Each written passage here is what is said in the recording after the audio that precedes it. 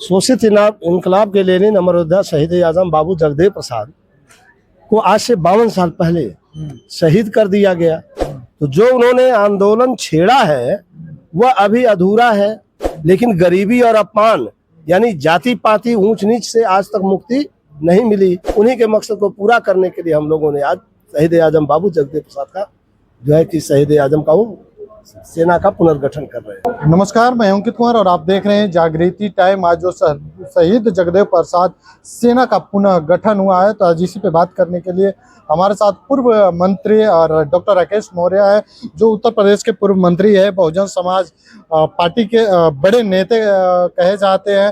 Sir, सबसे पहले स्वागत हो आपका हमारे चैनल पर। आपको भी ढेर सारी बधाई है। जगदेव सेना को पुनः गठन करने की क्या जरूरत पड़ी? शोषित इनकलाब के लेनिन अमर योद्धा शहीद आजम बाबू जगदेव प्रसाद को आज से 52 साल पहले शहीद कर दिया गया। तो जो उन्होंने आंदोलन छेड़ा है वह अभी अधूरा है। अंग्रेजों से तो आज़ादी 15 अगस्त 47 को मिल गई, लेकिन गरीबी और अपमान यानी जाति पाति ऊंच नीच से आज तक मुक्ति नहीं मिली। आज भी भारत में 80 करोड़ लोग 5 किलो राशन पर जिंदा हैं।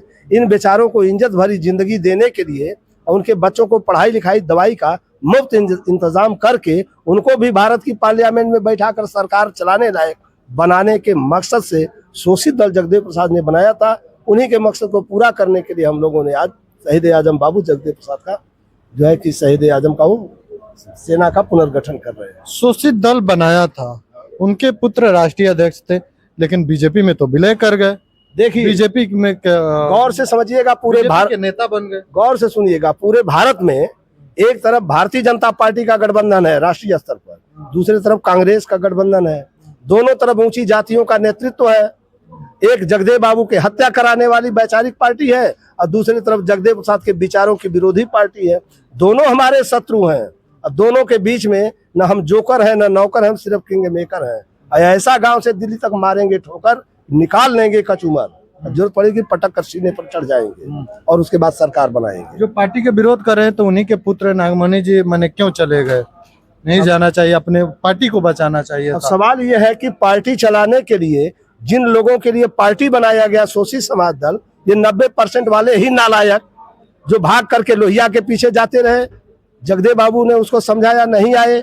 भाग करके जयप्रकाश के पीछे गए, क्या मिला? धोखा खाए। बीपी सिंह के पीछे गए, क्या पाए? लालू जी के पीछे आए, नीतीश के पीछे आए, सम्राट के पीछे मिला क्या? न गरीबी भागी न अपमान भागा। इसलिए जगदेव प्रसाद की बातें आज भी यथावत कायम है। मुल्क का बदलाव तभी होगा जब जगदेव प्रसाद की वैचारिक क्रांति का 90-10 का झंडा वाला व्यक्ति पहुंचेगा। बाकी जाति होने से कुछ नहीं होगा। मोदी जी भी कह रहे हैं कि हम भी 90 में आते हैं, तो तुमने क्या किया भाई? अमित शाह कहते हैं मैं बहुजन में आता हूं, क्या किया तुमने?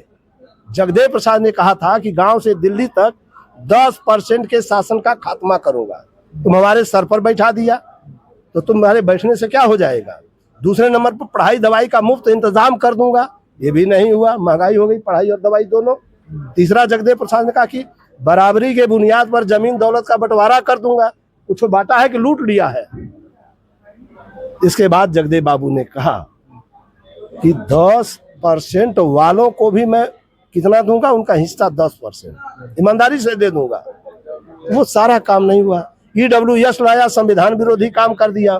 बाबरी बुद्ध विहार को बाबरी मस्जिद बताकर संविधान विरोधी काम करके पूरे भारत में भारत की बेइज्जती पूरे दुनिया में कराया है। कौन? बीजेपी की सरकार ने, अमित शाह और मोदी ने कराया है, और RSS प्रमुख मोहन भागवत ने। सारी दुनिया कह रही कि आतंकवादी पार्टी है। आतंकवादी पार्टी की चर्चा है ना? जानते हैं क्यों? भारत को इन्होंने तोड़ा है। अब आप थोड़ा शांत भाई। पाकिस्तान हमारा है ना, हमारा आज पड़ोसी देश बना। कल वो भारत का अभिन्न अंग था। भारत के उस क्षेत्र में खैबर पख्तूनवा प्रांत में, पाकिस्तान के खैबर पख्तूनवा प्रांत के शहबाज गढ़ी जिले के मर्दान जिले के शहबाज गढ़ी स्थान में महाराजा अशोक का शिलालेख नंबर 13 है। आज मैं मगध में बैठा हूँ, यहीं से शासन चलता था। शिलालेख नंबर 13 में भारत का क्षेत्रफल दिया हुआ है। उत्तर में हमारा हिमालय है, दक्षिण में हिंद महासागर और पश्चिम में पूरा सीरिया और पूरब में हमारा स्वर्ण भूमि है। अब आप समझिए कि सीरिया तक कई देश हुए, पाकिस्तान हुआ, अफगानिस्तान हुआ, इराक हुआ, ईरान हुआ, उसके बाद तो सीरिया है। और सीरिया का जो सीमा है उस समय का आज भी उस पिलर पर लिखा हुआ है 600 योजन 4800 वर्ग किलोमीटर, आज भी वही दूरी है। एक बात, और पूरब के लिए लिखा है स्वर्ण भूमि। स्वर्ण भूमि में 10 देश है, ये जान लीजिए कौन कौन देश। तोड़ने वाले आरएसएस बीजेपी के बाप दादे दुनिया के सबसे बड़े आतंकवादी हैं। इनसे बड़ा दुनिया में आतंकवादी अपराधी कोई है ही नहीं। अब सुनिए क्या है उसमें। तो उसी आतंकवादी के टीम में आपके जो राष्ट्रीय अध्यक्ष बने अब नागमणि जी भी है। मेरी बातें नहीं समझ रहे हैं। पुष्यमित्र शुंग जिसने मौर्य साम्राज्य का विनाश किया है, वह भी तो हमारा सेनापति था।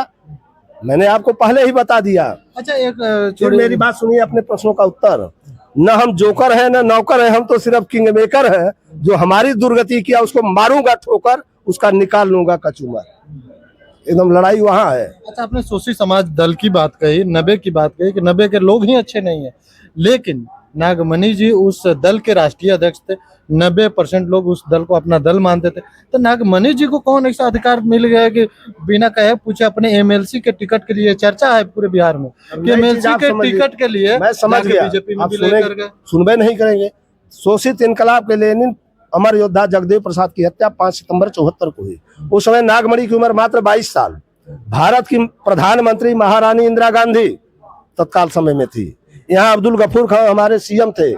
इसके बाद अमेरिका जैसा देश भारत को गुलाम बनाना चाहता था कि जगदेव प्रसाद रहेंगे तो रूस और चीन के सहित इनका गठबंधन हो जाएगा तो अमेरिका को टक्कर देंगे। इसलिए अंतरराष्ट्रीय स्तर पर जब उस मसीहा की हत्या करा दी गई तो आम बहुजन समाज तो डर गया, क्योंकि इंदिरा गांधी की खुली छूट थी, कांग्रेसियों की खुली छूट थी गुंडाई करने की। वरना ये जो भाषण दे रहे हैं लफाजी जगदेव प्रसाद के संदर्भ में, इनकी भाषणबाजी भुला जाएगी। आज नहीं तो बीतने दीजिए, भाई 52 साल हुआ ना, 50 साल और बीतने दो, इसके बाद देखो कहाँ जाएंगे। मैं रोज अखबारों को पढ़ता हूँ, टीवी देखता हूँ, लोग चिल्ला रहे हैं हमको अलग देश बनाना है, कहाँ जाएं, देश छोड़ के भाग जाएं। अरे अभी जागरूकता कम है, थोड़ा और बढ़ने दो। हमारे जैसे पागल 100 पार्लियामेंट में आने दो, उसके बाद देखेंगे तुम यूजीसी चलाते हो या नहीं चलाते हो। अभी मंत्री रह चुके हैं, राजनीतिक पदों के लेकर लालसा होती है, कितनी सच्चाई है कि एमएलसी पद के लिए नाराज हैं लोगों? ये सब सारी बातें बकवासबाजी है। सरकार को जरूरत समझ में आए तो बनाए, और नहीं तो सरकार नहीं रहना चाहती बिहार में तो मत बनाए नागमणि को। मैं तो जानता हूँ सम्राट के विरोध में तो ये जुटान सम्राट चौधरी जी के खिलाफ तो भारतीय जनता पार्टी के लोग हैं, वही सरकार गिराने की तैयारी में है। और गिरा देंगे तो बड़ा अच्छा होगा। भाजपा दिल्ली तक मरेगी, इसको कोई बचाने वाला नहीं बचेगा। इसका संदेश पूरा देश में जाएगा। हम सम्राट की कुर्सी सेफ रहेगा। सम्राट की कुर्सी सेफ रहे या सेफ नहीं रहे, इसके लिए भाजपा को विचार करना चाहिए। हमें क्या करना, हमें कुछ नहीं करना। आप अभी बहुजन समाज पार्टी में ही हैं? हम बहुजन समाज में हैं, बहुजन समाज पार्टी में नहीं। बहुजन समाज पार्टी के लोगों ने 2011 में मुझे पार्टी से बाहर कर दिया। इस बात के लिए किया कि हम चमचागिरी नहीं करते और दलाली दुमछल्लागिरी नहीं करते। जो बातें हमने काशीराम से पढ़ा है वो बातें सीधे सीधे था कि हम बहुजन समाज की भलाई और बेहतरी के साथ साथ सबकी भलाई का काम करेंगे। लेकिन कोई झूठ बोलता हो, कोई दलाली करता हो, मैं उसका समर्थन नहीं करूंगा। नहीं करने के कारण बाहर कर दिया कि पार्टी विरोधी है। परिणाम जनता ने बता दिया कि लो भाई। अच्छा, सम्राट जी को सीएम बनने पे आप वहाँ मंत्री रहे हैं, पूरा प्रदेश घूमे हैं, कितना असर पड़ेगा 2027 के चुनाव में? सम्राट जी का बिहार के बाद उत्तर प्रदेश में कोई असर नहीं पड़ेगा। कि चाहे नीचे मुड़ी ऊपर गोड़ करके भी चिल्लाएंगे तो वहाँ योगी आदित्यनाथ को भगाने की पूरी तैयारी है।